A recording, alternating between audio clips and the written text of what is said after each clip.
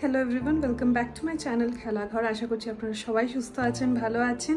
আমার ভয়েস শুনেই বুঝতে পারছেন আমি ভীষণ এক্সাইটেড, কারণ আমি যাচ্ছি গুয়াহাটি।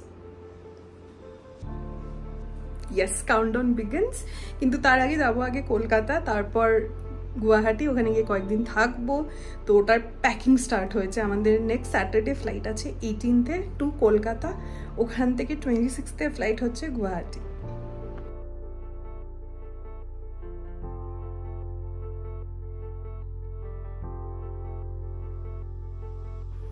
ওয়ার্ড্রপ খুলে ফেলেছি প্যাকিংয়ের জন্য। এখন ডিসাইড করছি কোন শাড়িগুলো নেবো। এগুলো হচ্ছে আমার সব শাড়ির কালেকশন। এগুলো বের করেছি। এটা এবার আমার পুজোয় বম্মা দিয়েছিলেন, তো এই শাড়িটা আমার পরা হয়নি এখনো একদিনও। আর যে টাইমে যাচ্ছি প্রচুর বিয়ে ওকেশন পাবো, তো ওটার জন্য একদম আইডিয়াল। তাই এই শাড়িটা তো নেবই। তার সাথে এটা আমার খুব পছন্দের শাড়ি একটা।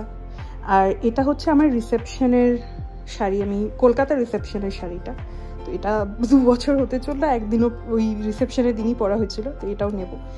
আর এই সালোয়ারটা এবার আমাকে মারা দিয়েছে বার্থডেতে, মা বাবা, তো এটাও পরা হয়নি এখনও, ট্যাগও লেগে রয়েছে, তো এটাও নিলাম।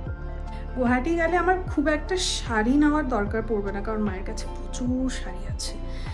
তো আমার টার্গেট থাকে ওগুলোই পরার, তো আমি শাড়ি বেশি নেবই না। জাস্ট কয়েকটা সালোয়ার আর এমনি একটু বাইরে পরার ড্রেস টেসগুলো নিয়ে নেব। আমি ভীষণ এক্সাইটেড, কারণ আমি লাস্ট গেছিলাম এপ্রিল মাসে। তো এপ্রিল 2024-এ ফাইনালি আবার যাচ্ছি নিজের শহর, নিজের স্টেটে। ভীষণ এক্সাইটেড। বন্ধুদের সাথে দেখা হবে, সরস্বতী পুজো পাবো এবার, বিয়ে আছে কয়েকটা আমি জানি already. Overall I am excited. কলকাতাতে একটা বিয়ে আছে, সেটাও অ্যাটেন্ড করার আছে। তো প্রচুর প্রচুর ইভেন্টফুল দিন আসছে। আই হোপ ভালো মতো সব হয়ে যাক। মোটামুটি বেরিয়ে গেছে। আমি এই বেসিক এগুলো নিব, আর কিছু ঘরে পরার ড্রেস নিলেই আমার হয়ে যাবে। প্রচুর ড্রেস নিয়ে, মানে ফ্রক ড্রেস নিয়ে যাচ্ছি এবার আমি। এইটা এইটা এটা আর একটা, এটা একটা, এটা একটা, তার সাথে সালোয়ার কিছু। এটা এবার দিওয়ালিতে পরেছিলাম, যেটা মা দিয়েছিল। এটা আর একটা সালোয়ার, আর ওটা একটা মেখলা চাদর। দেখাই আপনাকে এটা মেখলা চাদরটা কি সুন্দর, কিন্তু এটা পরাই হয়নি। আমি বিয়ের পরে বোধহয় একদিন পরেছিলাম, তারপর আর পরাই হয়নি। তো এটা একটা নিয়ে যাচ্ছি। এই বেসিক নেব, কারণ যেটা বললাম গুয়াহাটিতে আমার প্রচুর ড্রেস আছে।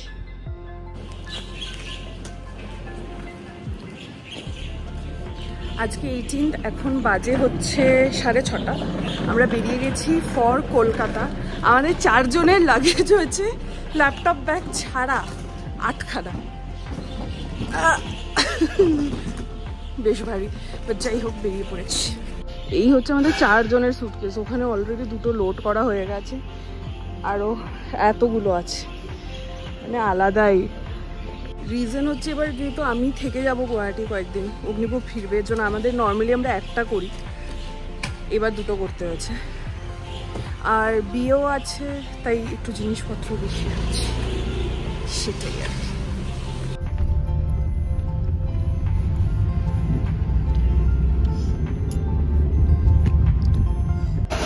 পৌঁছে গেছি আমরা টার্মিনাল 1 এবার আমাদের, for a change, not terminal 2। My my my, terminal 1-এর কি অবস্থা! এ কি ভিড়! হয়ে গেছে আমাদের finally checking, security, everything done. Terminal 1টা যা বিভৎস ক্রাউডেড, মানে ডিজি যাত্রা is not working. DigiYatra মে ভি ক্রাউড হে, ইটস টু মাচ ক্রাউডেড। মানে টার্মিনাল 2-তে যেতে যেতে এরকম অভ্যেস হয়ে গেছে, ফাঁকা চিল আরামসে হেঁটে হেঁটে। টার্মিনাল 1টা দেখে মানে কেমন কেমন মাথাটা একটু হিমশিম করে গেছিলো। এখন আমরা যাচ্ছি হচ্ছে আমাদের গেটে, সেটা হচ্ছে গেট নাম্বার 40। এখন শুরু হচ্ছে বোর্ডিং। আমাদের জোন 3 না, আমাদের জোন 1। আমি হচ্ছে এরকমই, আমি ভুলে যাই। আমার সিট নাম্বার 1 আমার মনে আছে, জোন ফোন মনে নেই। যাই হোক, বোর্ডিং চালু হয়ে গেছে।